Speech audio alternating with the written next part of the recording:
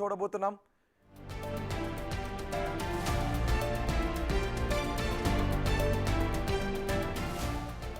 SRH HCA వివాదంలో ఇప్పుడు big twist చోటు చేసుకుంది.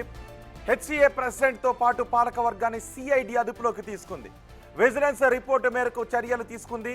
గత సీజన్లో ఎస్ఆర్హెచ్ హెచ్సిఏ మధ్య టికెట్ల వివాదం తలెత్తింది. టికెట్లు కేటాయించలేదు అని కార్పొరేట్ బాక్స్ కు తాళం వేసింది హెచ్సిఏ. ఈ ఘటనతో హైదరాబాద్ వదిలిపోతాము అని ఎస్ఆర్హెచ్ యాజమాన్యం బెదిరించింది. ఈ ఘటనపై విజిలెన్స్ ఎంక్వైరీ కూడా ప్రభుత్వం ఆదేశించింది. హెచ్సిఏ ప్రెసిడెంట్ ఎస్ఆర్హెచ్ ఫ్రాంచైజీపై ఒత్తిడి తీసుకొచ్చి విజిలెన్స్ అధికారులు ఈ నిర్ధారణకు వచ్చారు. 10% టికెట్లను హెచ్సిఏకు ఎస్ఆర్హెచ్ ఫ్రీగా ఇస్తోంది. అయినప్పటికీ మరో 10% టికెట్లు కావాలి అని ఒత్తిడి చేశాడు జగన్మోహన్ రావు.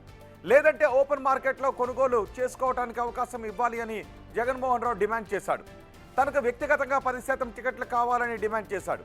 వ్యక్తిగతంగా టికెట్లు ఇచ్చే ప్రసక్తే లేదని ఎస్ఆర్హెచ్ తేల్చి చెప్పింది.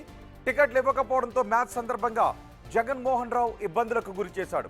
లక్నో మ్యాచ్ సందర్భంగా విఐపి గ్యాలరీకి హెచ్సిఏ సిబ్బంది తాళం వేశారు. దీంతో హెచ్సిఏపై చర్యలకు విజిలెన్స్ సిఫారసు చేసింది.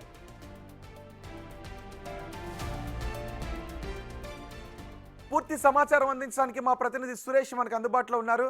సురేష్, ఇప్పుడు సిఐడి అధికారులు హెచ్సిఏకి సంబంధించిన అధికారులను అదుపులోకి తీసుకున్న తర్వాత ఎటువంటి వివరాలు వస్తున్నాయి? అసలు ఈ ఎంక్వైరీ మొత్తం ఏ విధంగా జరిగింది?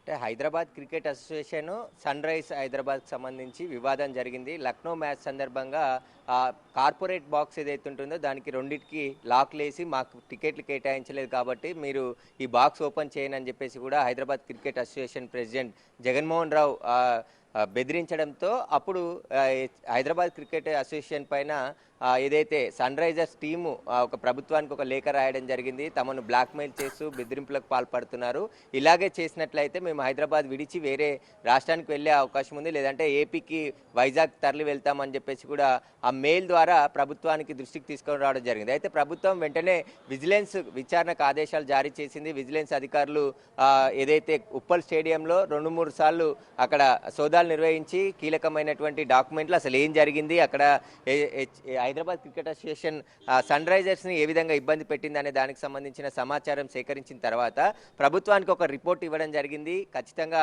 జగన్మోహన్ రావు వారిని వేధించారు, బెదిరింపులకు దిగాడు, 10% అదనంగా టికెట్లు ఇవ్వాల్సిందే అని చెప్పేసి కూడా సన్ రైజర్స్ని యాజమాన్యాన్ని బెదిరించాడని చెప్పేసి విజిలెన్స్ రిపోర్టు అందించారు. ఆ విజిలెన్స్ రిపోర్ట్ ఆధారంగా సిఐడి కేసు నమోదు చేసి ఈరోజు 4 గంటల సమయంలో జగన్మోహన్ రావుని ఇంటి నుంచి అరెస్ట్ చేసి మనం చూస్తున్నటువంటి నాంపల్లిలోని రెడ్ హిల్స్లో సిఐడి కార్యాలయానికి తీసుకొని రావడం జరిగింది. జగన్మోహన్ రావుతో పాటు మరొక వ్యక్తిని కూడా అదుపులోకి తీసుకొని అరెస్ట్ చేసినట్టు తెలుస్తుంది. ప్రస్తుతం సిఐడి అధికారులు జగన్మోహన్ రావుని విచారిస్తున్నారు. ఆయన లోపల ఎంతమందిని అదుపులోకి తీసుకున్నారు, ఎంతమందిని అరెస్ట్ చేసింది సిఐడి? అంటే ఇద్దరినే అరెస్ట్ చేసిరని చెప్తున్నారు. ఇంకా క్లారిటీగా సిఐడి ఎలాంటి సమాచారము ఇవ్వలేదు. ఆ జగన్మోహన్ రావుని మాత్రం ఇంటి నుంచి మాదాపూర్లో ఆయన నివాసం నుంచి లిఫ్ట్ చేసి ఇక్కడికి తీసుకొచ్చారని చెప్పేసి కూడా ఆయన డ్రైవర్కి సమాచారం ఇచ్చారు. ప్రస్తుతం ఆయన అడ్వకేట్లు కూడా ఇక్కడికి చేరుకోవడం జరిగింది. ప్రస్తుతం జగన్మోహన్ రావుకి సంబంధించిన సీనియర్ న్యాయవాదులు కూడా ఇక్కడికి వచ్చి అసలు ఆయన ఎందుకు అరెస్ట్ చేశారు, ఏ కేసులో అరెస్ట్ చేశారు, దానికి సంబంధించిన వివరాలు ఇవ్వాలని చెప్పేసి కూడా ఆయనను కోరడం జరిగింది. కానీ వారిని కూడా లోపలికి అనుమతించట్లేదు. జగన్మోహన్ రావుతో పాటు ఉపాధ్యక్షుడు సర్దార్ దల్జిత్ సింగ్ మాత్రం ఇద్దరిని ఈ సిఐడి కార్యాలయానికి తీసుకొచ్చినట్టు తెలుస్తుంది. ఇద్దరు ప్రస్తుతం లోపటే ఉన్నారు. ఈ విచారణ అనంతరం ఆయనని రేపు కోర్టులో హాజరుపరిచే అవకాశం కనబడుతుంది.